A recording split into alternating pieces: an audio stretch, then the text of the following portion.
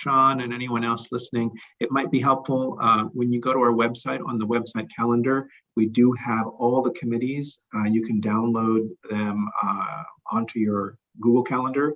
And as we change them, as the dates are altered, as the agendas are altered, it will push all of that onto your Google Calendar if you use it. So just an FYI. You're good to start whenever you're ready. I'm going to go off and come back on because I've lost my picture. Okay, can we just do a quick? Yes, go ahead. I can hear you. Okay, we just do the make sure we do the roll call. Hello. First of all, thanks to everyone who is here. Welcome to the October 26th meeting of the Community Board 6 Youth and Education Committee. My name is John Keller. I'm chair of the committee. This meeting is called to order at I think it's 6:40 p.m. As we're waiting for some people. Tonight we are joined by District Manager Jesus Perez. Thank you for being here, Jesus, and Community Associate Alexander Crawford. Alexander, thank you for your work in preparing for this. Members of the public, I notice we have at least 2 members of the public present. You can raise any questions or comments that you have through the Q&A feature of Zoom. If there's time following the committee's discussion, we will field questions and comments from the public, and I think we should certainly be able to do that this evening. Could someone take minutes for this evening's meeting? Who hasn't taken them yet? They don't need to be verbatim, as there is a recording. But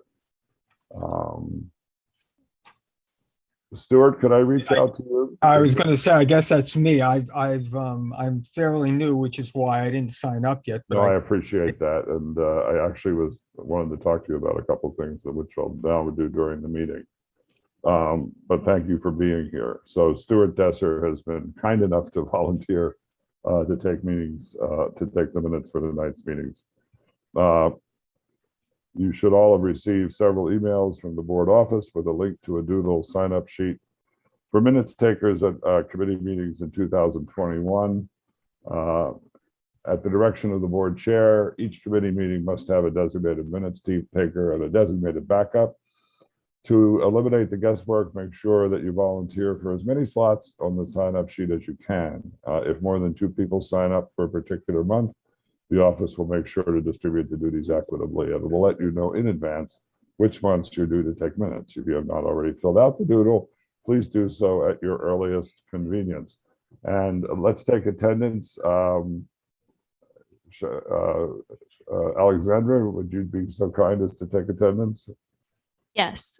Committee members, I will call your name and you will unmute yourselves. When your name is called, please say present.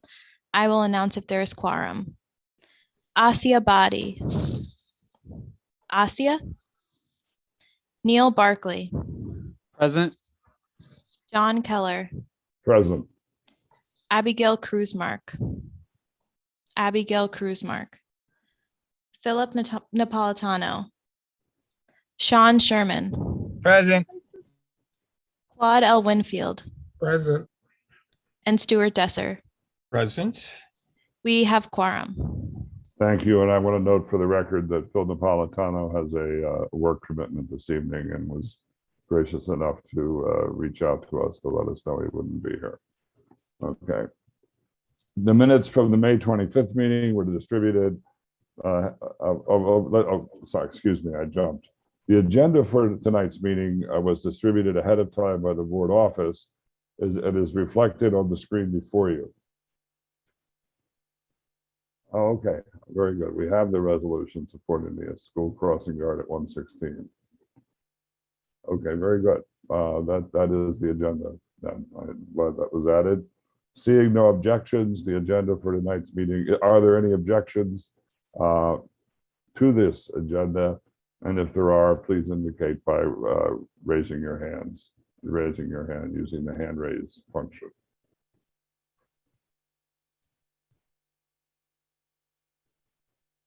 And seeing no objection, the minutes from the May 25th meeting are adopted, and they will soon be available on the CV6 website. In order to conduct an efficient meeting, let's observe a few ground rules. No one may speak until granted the floor, but you know that I'm fairly flexible about that.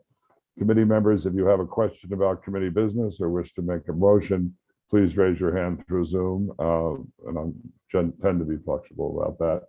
The one thing we're not flexible about is that the chat function should not be used for committee business or questions about agenda topics.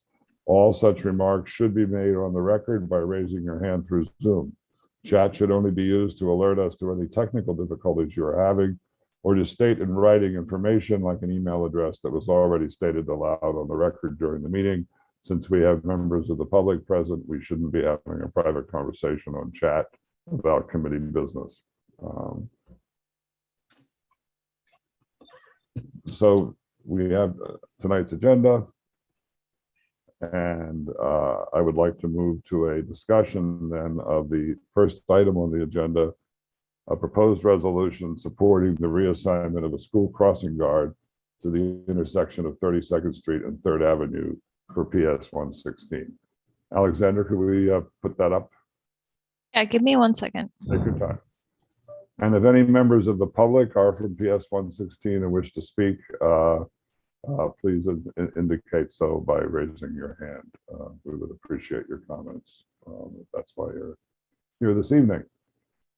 I'm actually going to read this through for you, even though I know you've all seen it. And this is a result, and he deserves full credit for this, of outreach that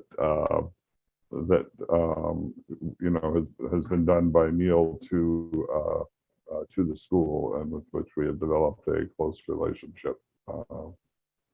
So, supporting the reassignment of a school crossing guard to the intersection of 32nd Street and 3rd Avenue for PS 116. Whereas the safety and well-being of their school communities is a primary concern of the administration of all schools that are part of the New York City Department of Education.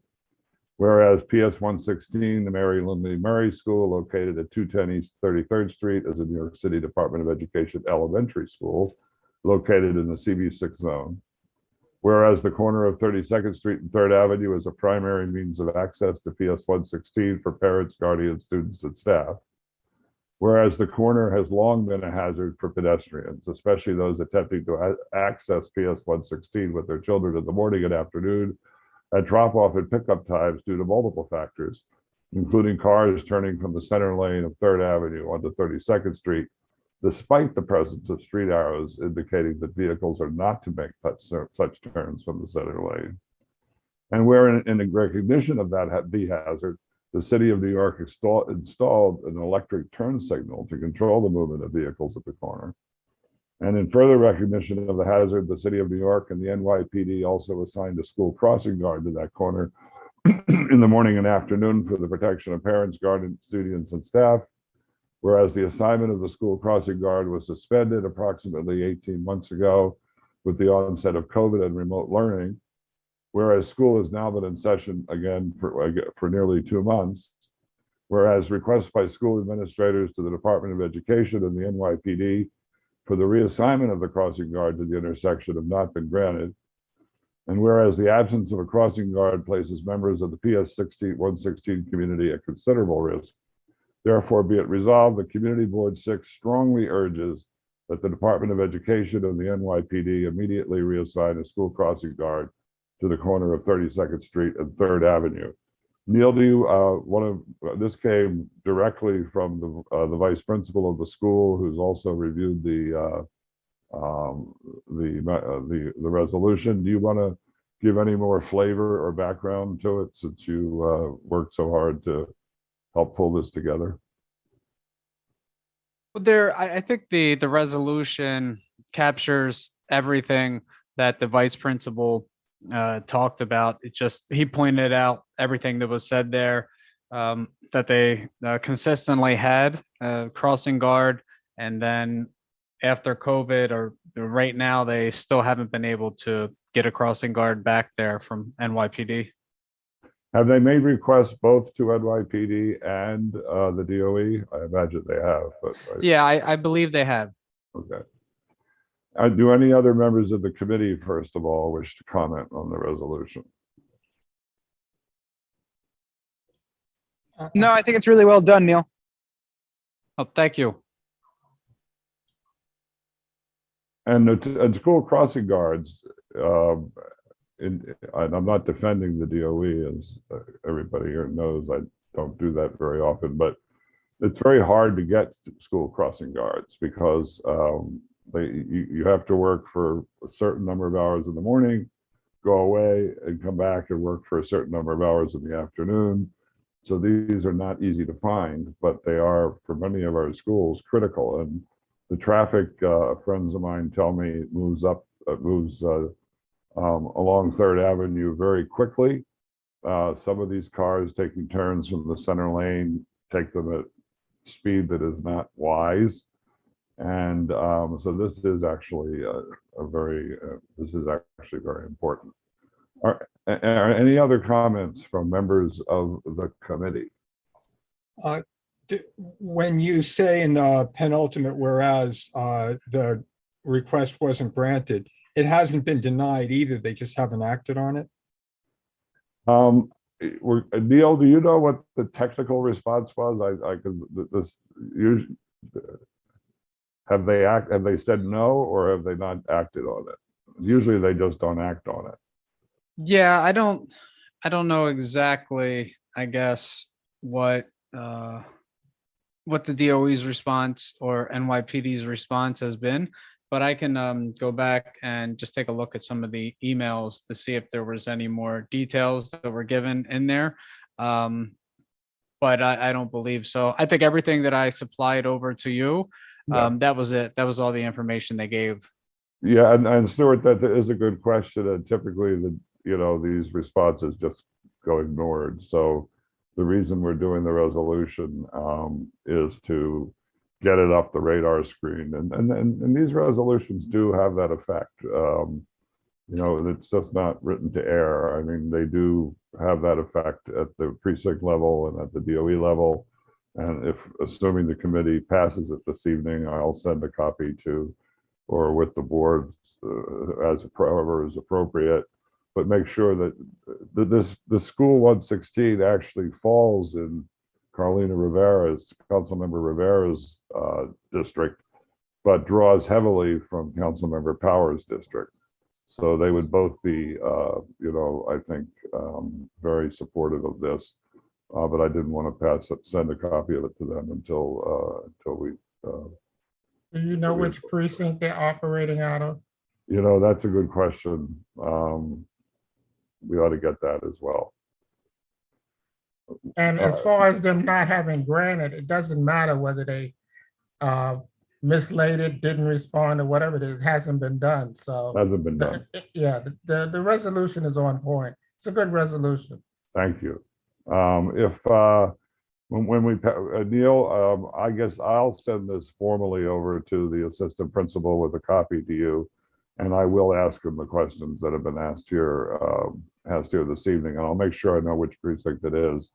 I should know. It's not in my neighborhood, so I just don't know for sure which precinct. Yeah, that's what I was just taking a look because of where they're located. Mm-hmm.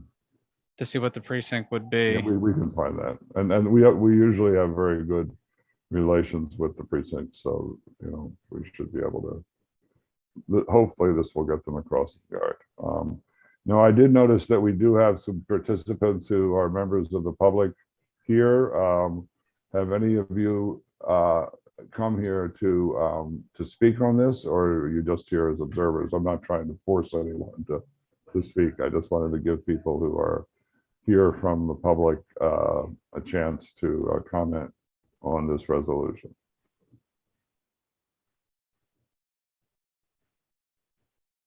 Jesus, do you see anyone? Alexandra, do you see anyone who's asking to comment on the resolution? I do not. Okay, then we'll ask the people later if they wish to comment on any other matters. So seeing no comment from the committee and seeing no comment from the public, could I have someone, I'm not allowed to do it myself, make a motion with regard to this resolution?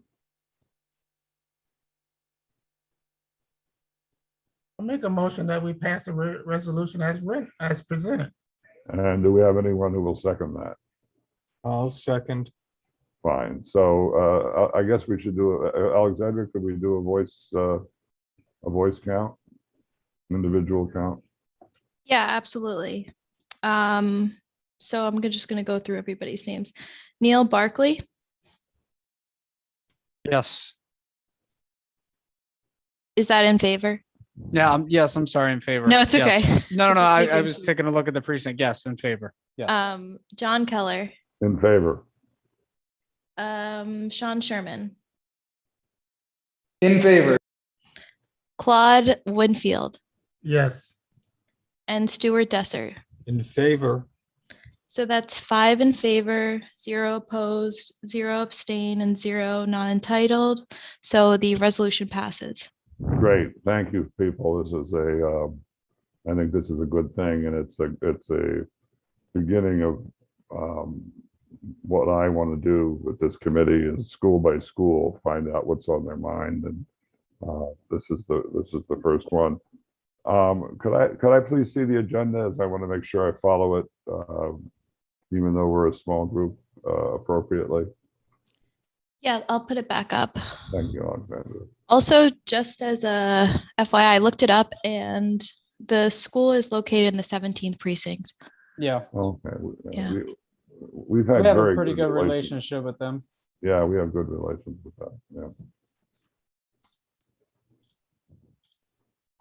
And I would just say, Right. just looking over the notes, the vice principal, he didn't give any information about reaching out to the DOE. So I can do a follow-up to see if he has at least reached out to them or the NYPD. I'm sure he's mentioned it to the superintendent. So Can I make Okay. a point of clarification?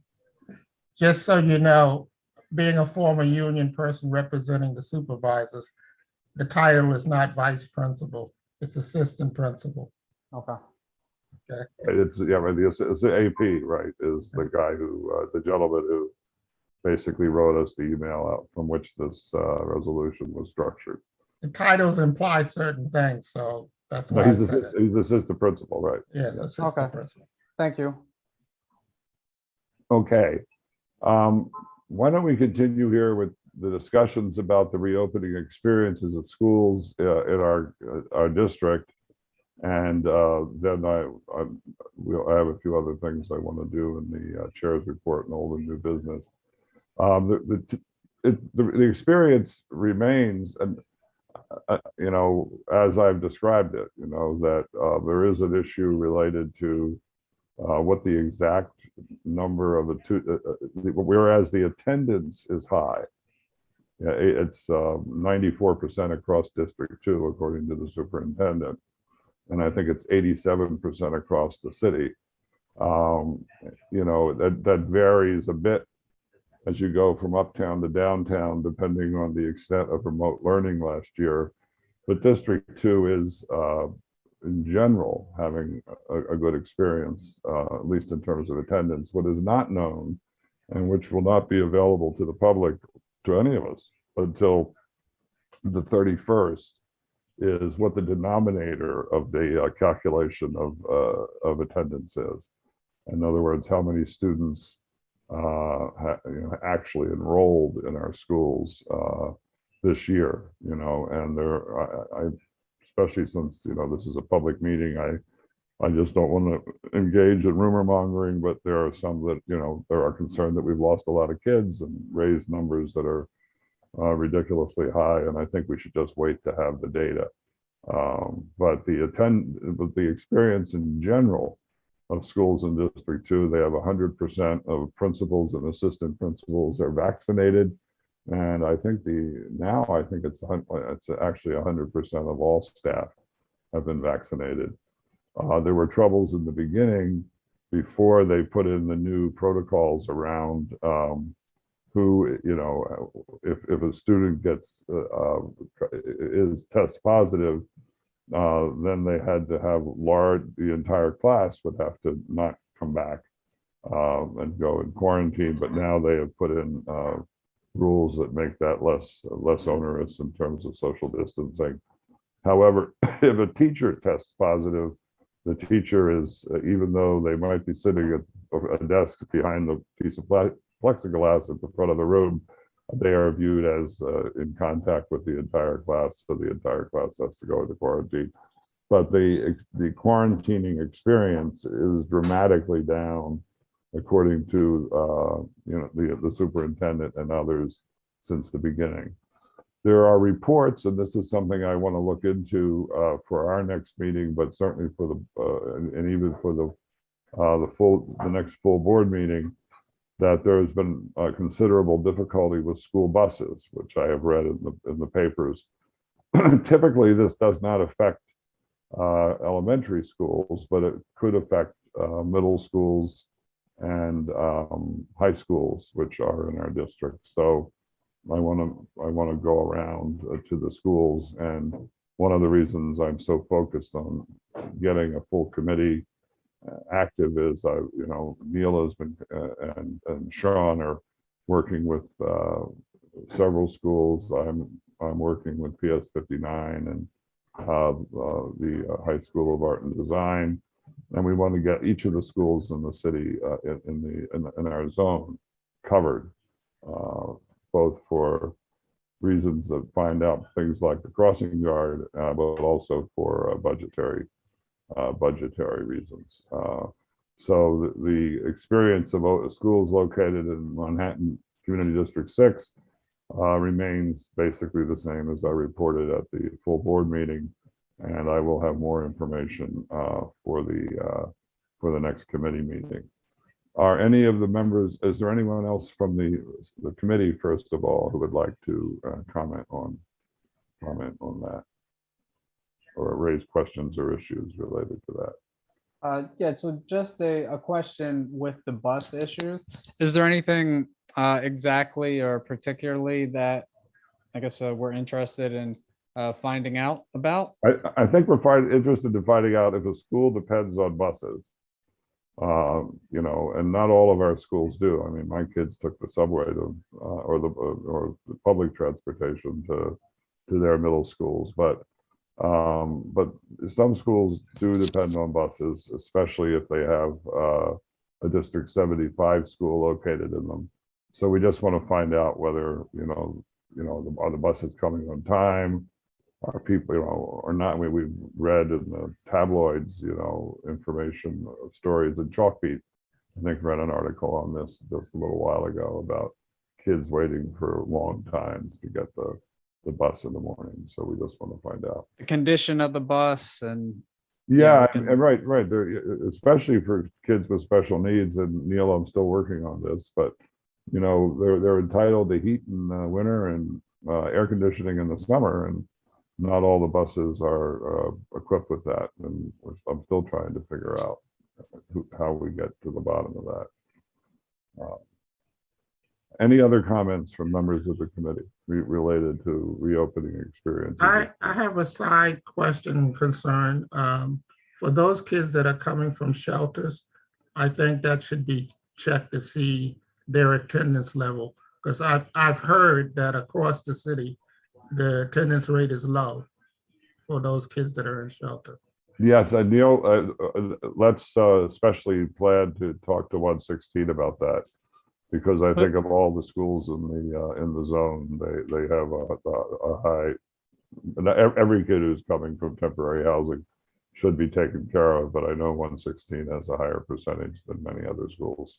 Yeah, we could also reach out to David at the River School. Okay, yes. Because I know Well, if he's still there, because I think his son was a 5th grader last year, but I could still reach out to him and Okay, just to we see will. where he is, and maybe he could put me in contact with another parent there. Okay, well, we should be able to go to them directly, which we will too. Okay. Any other questions or issues here about the reopening experiences of schools from members of the committee? Any of the members of the public who have been kind enough to attend this evening want to raise questions or issues related to the reopening experiences of schools located in Community District 6?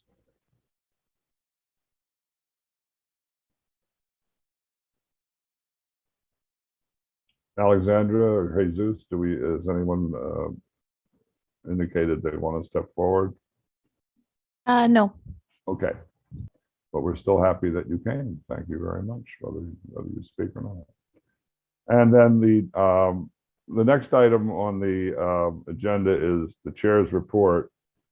And so we're slowly starting and to do what I want to do, which is, go school by school and in the zone and have someone accountable for each school, and I'm working with the chair of the board and others on expanding the membership, the active membership of this committee for that reason, because I think that is the single most important thing that this committee can do. And I think, Neil, you have an example you were going to discuss, and I think you already raised it, though, just finding out what the budget needs are, and then when we get up to the budgeting done through the city council offices, let's make sure our schools are represented in that discussion and have their voices heard. Okay. Are there any other comments on that? And then the chair's report, basically, I am, the only way this committee can work is if we have active and engaged members, and I'm working with the chair of the board on that. And secondly, we've made some progress with the Washington Irving campus schools. And I've been asked by the board chair to try to figure out who's in charge over there. And because it's a real problem, they have 6 schools going in there, and it's not, if you go by any other school in the district in the zone that I've ever been to, any public school I've ever been to in my years, and I'll let Claude agree or disagree with this, trash is always disposed of in an orderly fashion. I've never seen a school with the mess that the Washington Irving campus schools seem to produce. And then Kyle, the board chair, took a tour of the school and learned all of the incredible internal issues that relate to that, because you have 6 different principals who report to different superintendents, and there's no place for them to put the trash. So I'm going to start by reaching out to the superintendent of District 2, but I think only 1 or 2 of those schools actually reports to him, to Kelly. And I'll reach out to the superintendent of high schools, but I think only 1 or 2 of them report to the Vivian. Then there's a Vivian Orland, excuse me. And then there's a charter school in there that by definition doesn't report to either. So I'm concerned that, we might have to go very high up in the DOE to find out how we can get control of this. Yeah, you as you're describing it, you have a major issue with the chain of command, because it's a question with the custodian. He's probably not certain who he relates to, who he reports to in terms of that building. And they should have identified one of those administrators as being the one that has concerns for the administration of the building. So the Board of Ed has to take that step and say, principal of such and such a school is responsible for the building concerns and coordinating with all of the other administrators. Yeah, that's exactly right. And I do, because, Claude does as well, but I'm trying to get this managed at a more local superintendent level. But if we have to go to a senior member of the Department of Education, I'm willing to do that, and just basically express our concern about this, and because this looks like something that might have to come from the top down if it hasn't been adequately managed from the bottom up. And it's pretty clear that this has not been adequately managed from the bottom up. I mean, And And I mean, John, whatever meetings you have, include the custodian's manager in it, whoever the district manager is for the custodian. right, and I actually put this on a organization chart for Kyle, and I'll go and find it, because they all report.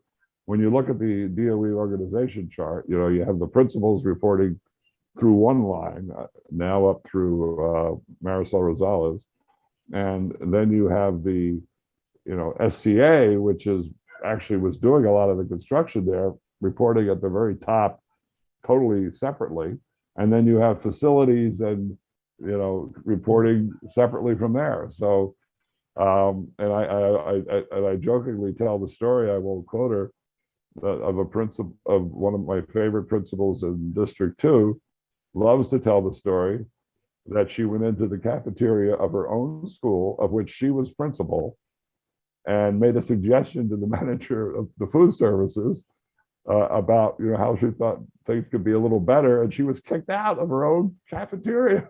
So It's you know, possible.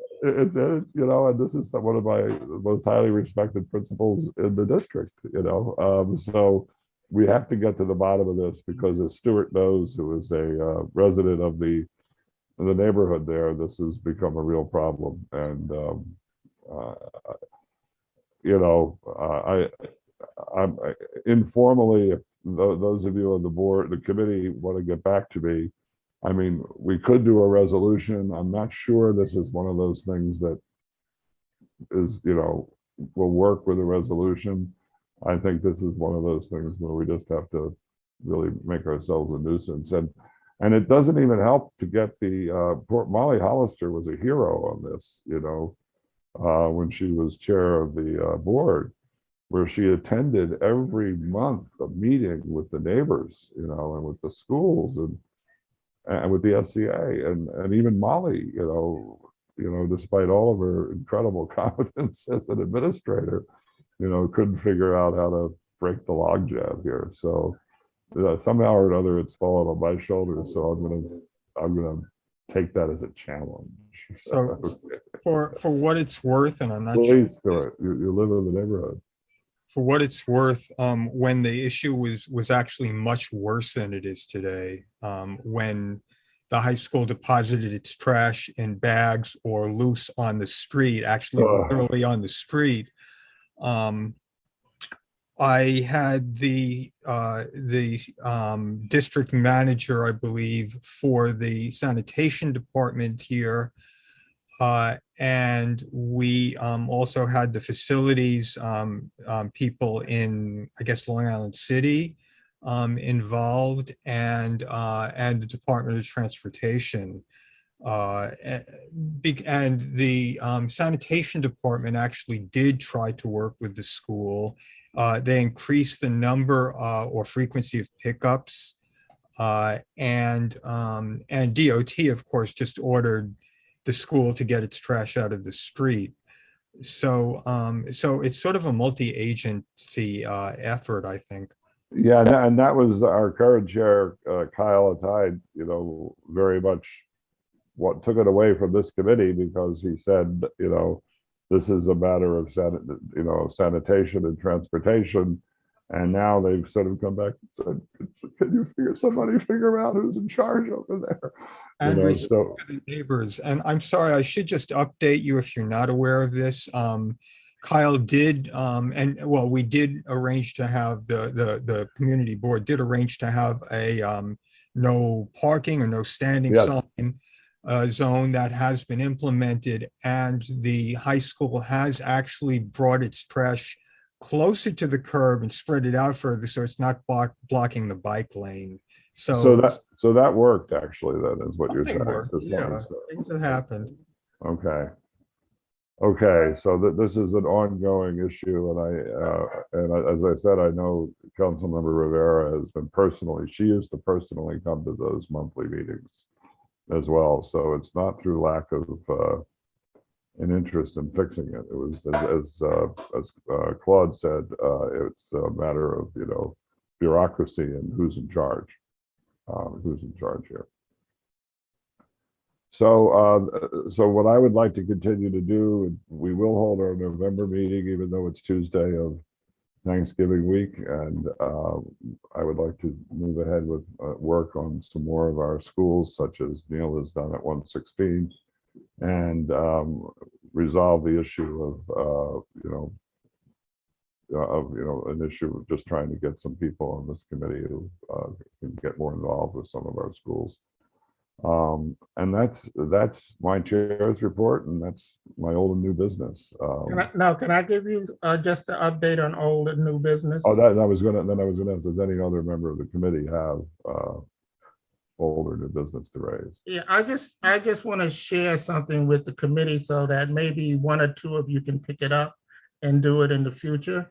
When you have budget items that go to the Government and Budget Committee, Jesus has been very good at how it's now organized, and with the comments and the updates and the blurbs, et cetera, that describe the projects. This committee had one item on the Budget Committee that had been there for a while, and that was directly related to PS 116 and its security interests. And it wasn't clear what they meant by security. I raised that question in one of our prior meetings. Were they talking about the PA system? Were they talking about the doors? What were they talking about? The windows or whatever? For you guys, you should learn how to go to the website. And they did just change their website. So they made it more difficult to surf through the Board of Ed's website than it used to be. But what you need to do is when you have an item that you are supporting with the Board of Ed, that is a capital item, you need to learn how to go to the Board of Ed's website and look at its capital management report and data. You go to that, it's under the School Construction Authority on the Board of Ed. And in that report, it's usually done out over a 10-year period of budgetary capital expenses with modifications done in the 5-year revisit, but they actually revisit it almost every year. So these are where all of the capital items are shown. It will show every school in your district what capital items they have before that is in the process of being looked at, okay? Once you get to that location, once you find it and you get to that location, under it will say quarterly status of projects in progress. And that report is like 100 and some pages, but it covers every school that has a project going on in the city. For example, PS 116 is located on page 59. And on page 59, you'll see PS 116, School Construction Authority fiscal year 2020, and it has a project. All of these capital projects come out under what they call Resolution A. And it has a project that says IPDVS camera installation. Okay, those initials stand for Internet Protocol Digital Video. That is a system that has been incorporated into 700 schools in the city. That project is currently in PS 116. So if you can get to that page, you will see that it says the design portion complete, the scope complete, construction in progress, and it has some other category, I don't know what it is. Now, a major project like this, which is being handled throughout the whole city, it's not going to show you the expense part of it. It's not going to show you the allocation, the money, because it's being done all over the city. It's just a matter of when they get to your district and the schools that you are concerned for. But this answers the question for the community board, because the question was, people were asking, is the program funded? Is it in progress? Yes, it is. It's funded, it's in process, it's in progress, and it's scheduled to be completed, well, 2022, So if you can do that, you will have a good idea of any item that you are working with the Board of Ed, with any school within our district. All you have to do is go to that report and look it up. Yeah, where it says capital management report. Yeah, that's it. And then you see quarterly status of project in progress. Yeah, right there, in progress, quarterly. You see there, that's the listing. Now you go down to page 52, put page 52 up.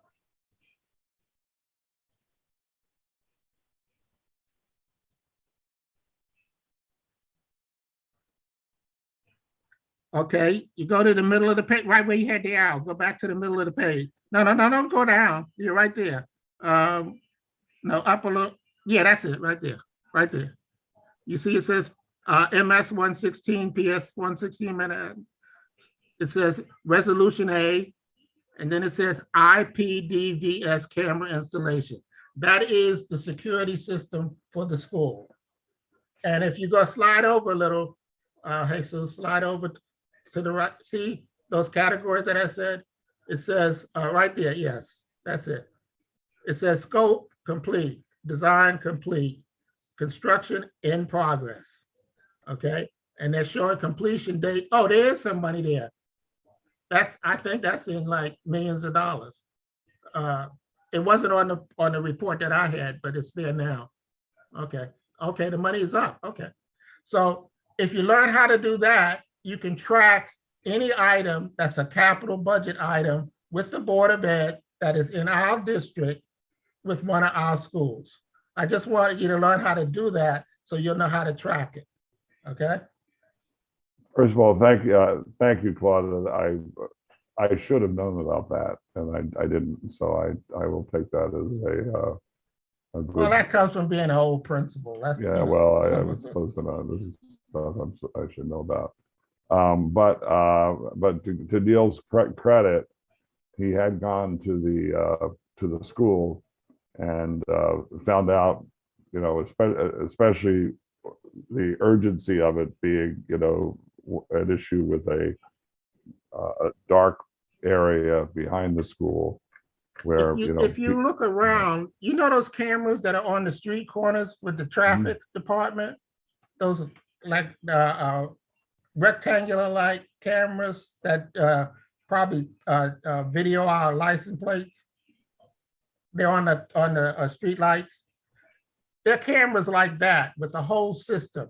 And this system can be monitored and tracked centrally. So I assume they may have a component at the central board, and it can be tracked locally. So they may put it in within the schools also. It can be in both places. No, and thank you. And I'm well aware that this committee has, you know, not been at the forefront of reporting expense items to the Budget and Expense Committee. And it's one of the things I'm trying to correct this year. Thank you very much. Okay, are there any other comments from on all the new business from members of the committee? Seeing Just none, I'm sorry, just quickly, when we were I guess talking about some of the challenges of students returning to school, I was thinking because PS 75 is in our district, and I was just wondering maybe some of the challenges that they may be having because there's been, we'll say, a shortage of I guess assistants or paras for children with the IEPs. Some of that based upon the mandate. There have been, you know, some assistants or paras that they've opted not to get the vaccination or to be vaccinated. That's one issue. And then there were also other private entities that were actually paying more for individuals to provide services to students with special needs. So I'm just wondering, because it's in our district, it would be interesting to see what the students there are facing, like what some of their challenges are, because we had talked about children in transitional housing, and I imagine it's been tough for them. So what about our kids with special needs in the district? Yeah, and there is a PS 75 school in PS 59, so I will talk to the principal of 59 and then through her connect with the principal of the PS 75 school in there just to find out, what's happening there, for example. There are co-locations of district schools and PS 75 schools, and that's one of them that's worked very well over time. But thank you. Okay, any other comments from any other members of the committee? This has been a productive meeting. Okay, so seeing none, and do I hear a motion to adjourn? So moved. Okay, therefore I will declare this meeting adjourned at 7:25.